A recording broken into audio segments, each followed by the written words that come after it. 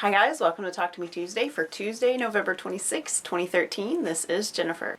So as we approach the end of 2013, I have a couple of announcements. First of all, if you guys follow Fandom and Stitches, you know that our first half of the next year's event on Fandom and Stitches is going to be called As You Wish. It is a Princess Bride quilt and stitch along.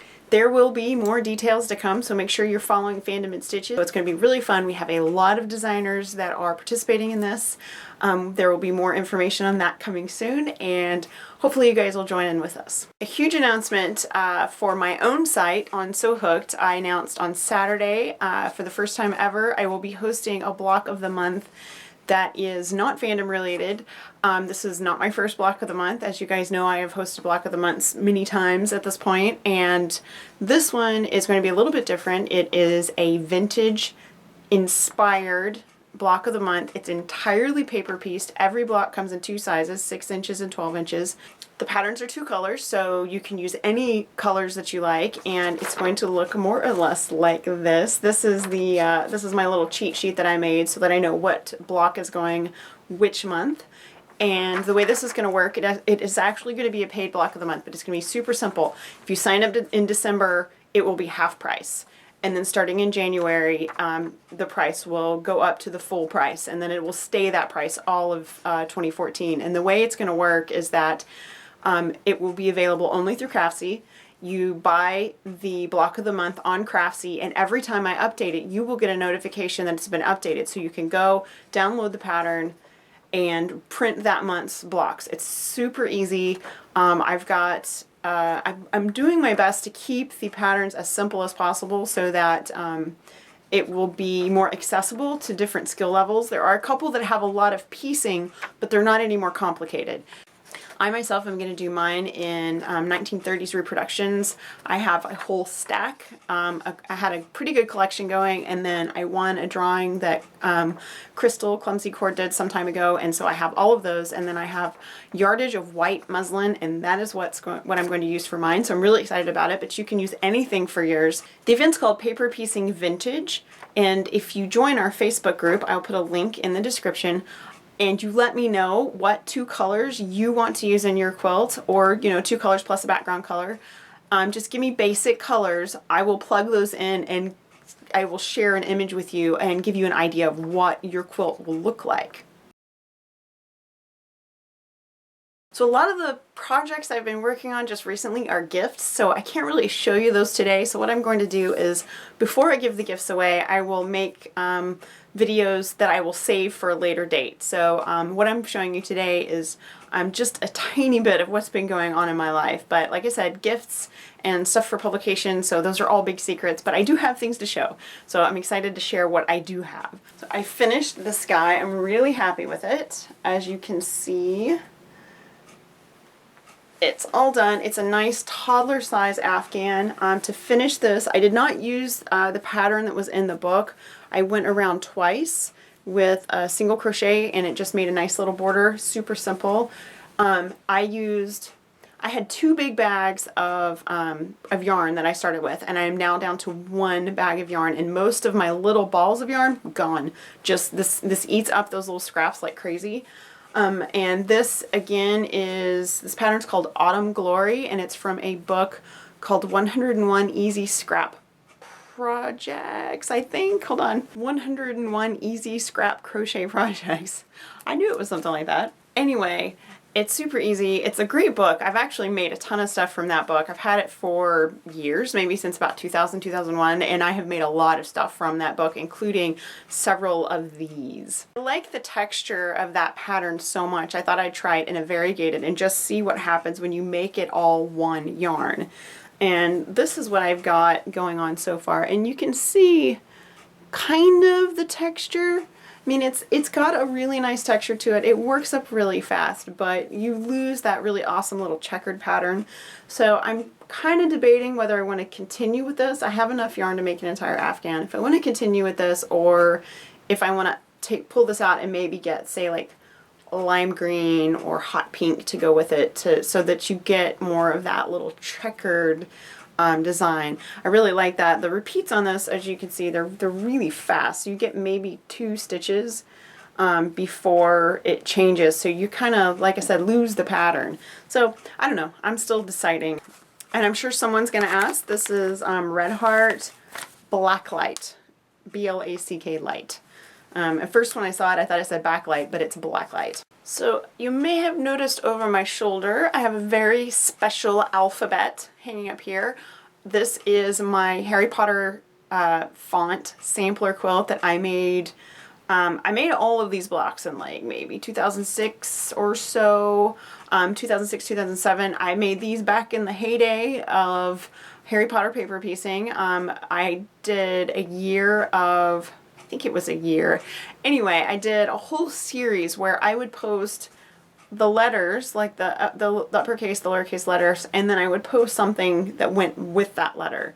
So they're all different. I had a great time many years ago piecing all these, and for a long time they were just a stack of blocks. When I went to retreat in March of this year, I pieced them into this quilt top.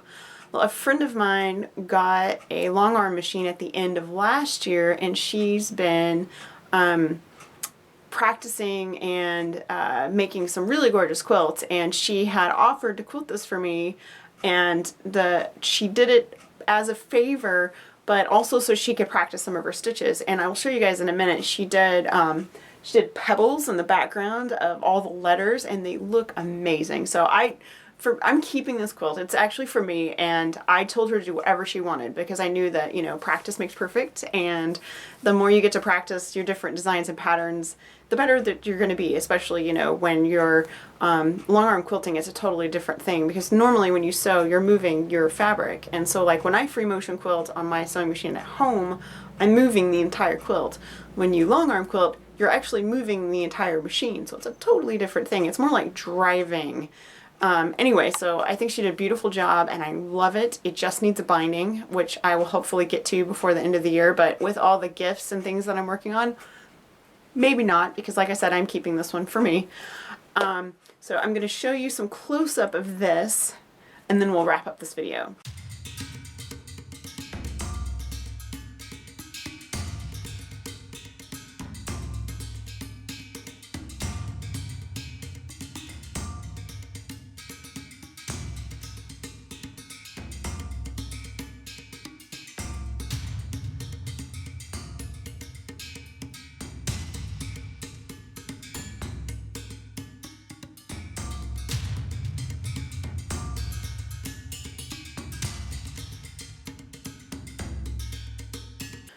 So if you follow Talk to Me Tuesday on the LiveJournal community, which is ttmt.livejournal.com, you will know that I posted a little plea for help last week.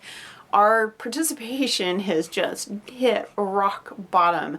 We have not had this few people participating in Talk to Me Tuesday since I started Talk to Me Tuesday 4.5 years ago. I think the last couple of weeks there have only been 1 or 2 people posting besides myself, and I want to offer an open invitation to anyone that talks about crafts in their video to join our Talk to Me Tuesday community. The entire purpose of this is just show and tell. I show you what I've been working on. I talk about projects that I have in progress, fabric I may have bought, yarn that I'm working on, whatever, just whatever's going on that is craft, quilt, knit, yarn, glue, glitter, whatever, craft related, anything that you make, you can talk about. For example, about once a week, my husband has something that he does away from home in the evening, and it's just the once a week, and usually what I do is that night is Wednesday night, so I watch all the Talk to Me Tuesday videos that night, and sometimes I have 2 hours to watch, and that is the best thing. It's like watching a movie of all of my friends talking about their craft projects. Well, last week I had like 20 minutes to watch, and then I was done, and I was sad. I miss you guys. So you guys seriously consider posting a video. You do not have to have an intro. You do not have to have an outro. You can post your video. You can record it directly to YouTube, record for 5 or 10 minutes, and you're done. That's all you got to do. You don't have to have a professionally edited video. Just show us what you got, and then hit post, and we are thrilled for you to share with us. I posted a little tutorial on the Talk to Me Tuesday LiveJournal community. You can actually log in there with Facebook and a couple of other things if you don't have a LiveJournal account. And then like I said, I posted a little tutorial. It's super easy to put your YouTube video in that community. And the cool thing about doing that is that we get Talk to Me Tuesday video after Talk to Me Tuesday video after Talk to Me Tuesday video. So you get lots of different people's videos all in one place. So like I said, open invitation. You guys join us, talk about your crafts. This is a very crafty time of year, and I know that most of us are making things for gifts, but if you have stuff that you made in the past that you want to share, say you finished a quilt last month that you've been working on for 5 years, show it to us. We want to see it. Say you've got, 20 works in progress that are all in different bags. We want to see. Share with us. So I want to say 2014, but honestly, I want you to do it now. But anyway, for 2014, I would like to challenge you guys to try to post at least one video a month. I'm working on a way to have some prizes or some challenges or some swaps or something just to keep everyone involved. And I would love to hear your comments and suggestions on how to keep the crafty Talk to Me Tuesday love going. Today's the last day to get over to Sew Hooked and comment on my blog hop post from last week. I will put a link to that in the description. Make sure you post because I'm giving away a whole packet of Sew Hooked patterns plus some buttons, and it's a really fun set. And I also have a super special coupon that expires at midnight tonight. So if you were thinking of buying anything in my Etsy shop, there's a 20% off coupon in that blog post. So make sure you check that out. This is the last chance for that. It is expiring at midnight. I will have some other specials now between now and the end of the year, but this is the last one that's going to be that big. Okay guys, that's going to be it for me. I hope if you are celebrating Thanksgiving this week that you have a lovely week, that you get to spend some time with your family, and that hopefully you don't have to work on Thursday. I know a lot of people that do have to work Thursday, and in your honor, I am not shopping anywhere because I don't like the idea of retailers opening on Thanksgiving, especially the ones that can afford to be open on Thanksgiving, because most of them could probably afford to give their employees a paid day off. Anyway, that's my PSA for today. I will see you guys next week. You have a lovely, lovely week, and post some videos.